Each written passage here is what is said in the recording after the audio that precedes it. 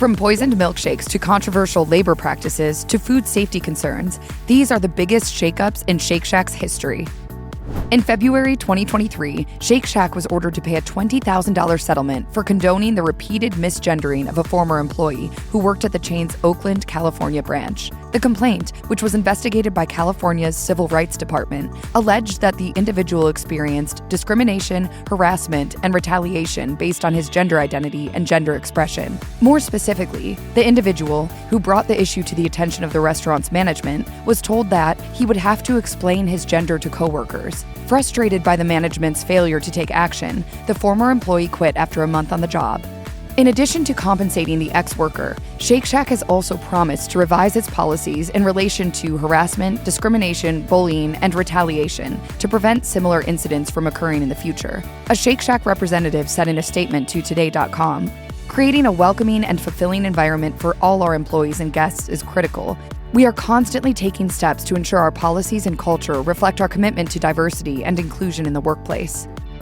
Certain scandals involving fast food restaurants are so bizarre that they seem more like fiction than reality. One such case took place in June 2020 when the Police Benevolent Association and Detectives Endowment Association accused a Shake Shack manager of poisoning 3 NYPD officers, as reported by the New York Post. The manager of the chain's outlet in Lower Manhattan, Marcus Gilliam, who is now suing NYPD unions for defamation, was accused of adding bleach to the police officers' shakes. In the lawsuit, Gilliam alleges that he was illegally detained by the police, during which time he was questioned and taunted about the incident. Duh. Police. According to the legal proceedings, the 3 officers placed their Shake Shack drink order via an app.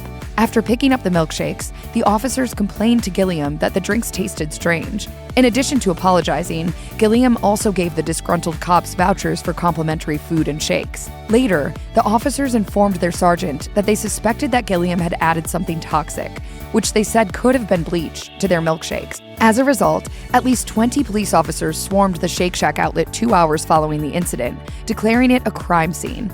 Investigators conducted tests on the shakes, but found no evidence of any foul play or the presence of any toxic substance.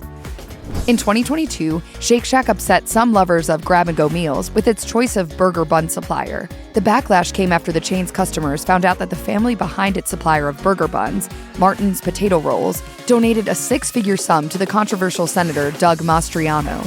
Mastriano supports several contentious political ideas, such as advocating Christian nationalist ideology and questioning the validity of the 2020 presidential election results, as reported by Billy Penn.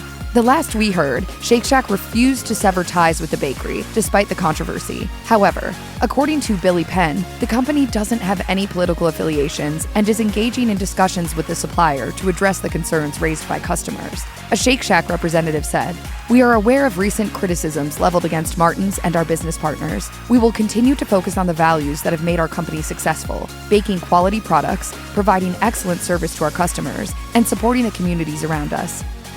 COVID-19 was tough on small businesses, with many struggling to stay afloat amid the economic downturn and operational restrictions. While government stimulus packages were a crucial source of support for many, their distribution had its fair share of controversy. As small-scale operations were closing their doors during COVID lockdowns, Shake Shack took advantage of the Paycheck Protection Program, or PPP, designed to help small businesses with under 500 workers weather the storm brought about by the pandemic. And while Shake Shack technically qualified for the $10 million federal loan, supporting a fast food chain with 189 restaurants in the U.S. probably wasn't what the government had in mind when offering aid to struggling small businesses. The fact that the PPP funds were exhausted in just 2 weeks didn't put Shake Shack in the best light.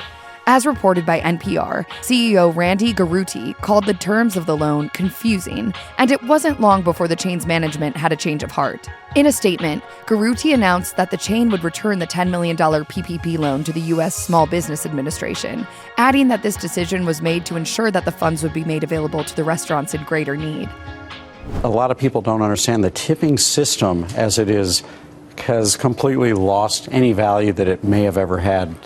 Shake Shack's founder, Danny Meyer, is well known for his stance on tipping. He once said to Business Insider, "Tipping is one of the biggest hoaxes pulled on an entire culture." Meyer also went on to say that the practice of tipping is historically associated with racism and slavery.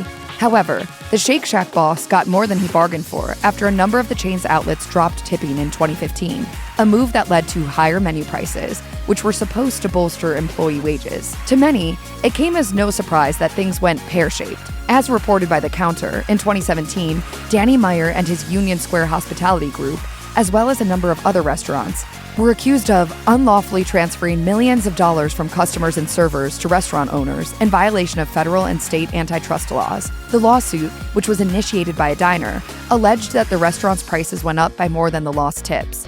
According to the lawsuit, persons overcharged as a result of a price-fixing conspiracy are entitled to recover triple their damages plus costs and reasonable attorney's fees. Injured servers and other customarily tipped employees may also have a viable claim for treble damages. Make of it what you will, but the action was dismissed in 2019, with the judge implying that making a price-fixing case against a limited number of restaurants is just too challenging. In 2021, 9 former and current New York City Shake Shack managers brought a class action against the fast food chain, claiming that they weren't fairly rewarded for the extra hours they worked over their set 40-hour work week. The managers were asking for compensation of $50 for each week they didn't receive adequate overtime payment. This amounted to $2,500 each, as reported by DNA Info. While Shake Shack settled the suit by paying each manager the desired amount, the chain said that it did so for tactical reasons. It said in a statement, "We made a strategic decision to settle the allegation, despite our position on it, in order to keep our focus on building our business, growing our terrific team, and offering the best experience possible to our guests." We all know that there is something fishy about a big fast food chain that agrees to pay out a $6 million settlement, yet doesn't admit to any wrongdoing. Well, this is precisely what Shake Shack did in 2022, when the fast food chain agreed to pay out a 7-figure settlement for not offering its employees consistent and just schedules. The settlement applied to all hourly employees of the Shake Shack store in New York City who worked at the outlet between January 1st, 2019 and March 3rd, 2022. The class action asserted that the chain's practices breached the provisions of the New York City Fair Workweek law. This law stipulates that fast food employers are required to provide their employees with consistent work schedules at least 2 weeks ahead of time. The settlement was apportioned in accordance with the period of employment of each hourly Shake Shack worker. Oh, Dad, not the chicken. Again? Jesus! Martin, will you please stop sneezing on everything? Excuse me. It's disgusting.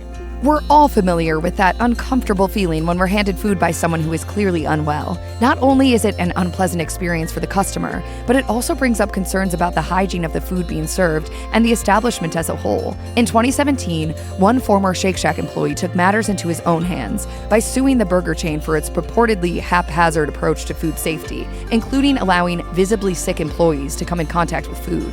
Derek Villa, who worked at the Fulton Transit Center Shake Shack in Manhattan until 2017, sued the fast food giant for $1 million for failing to address various food safety issues in the workplace. Villa also alleged that he was fired after bringing his concerns to the attention of the management. Some of the issues listed in Villa's lawsuit included failure to provide employees with training about food allergies, allowing ill workers to prepare food, and inadequate in-house cleaning processes. According to Shake Shack, Villa was given his marching orders for taking his coworker's phone. Villa, in response, said that he returned the phone to its rightful owner on the same day. He had removed it from the customer's line of sight in the store, in accordance with the chain's policy. It appears that Villa's attempt to sue Shake Shack was unsuccessful, since his claim ended up being voluntarily dismissed.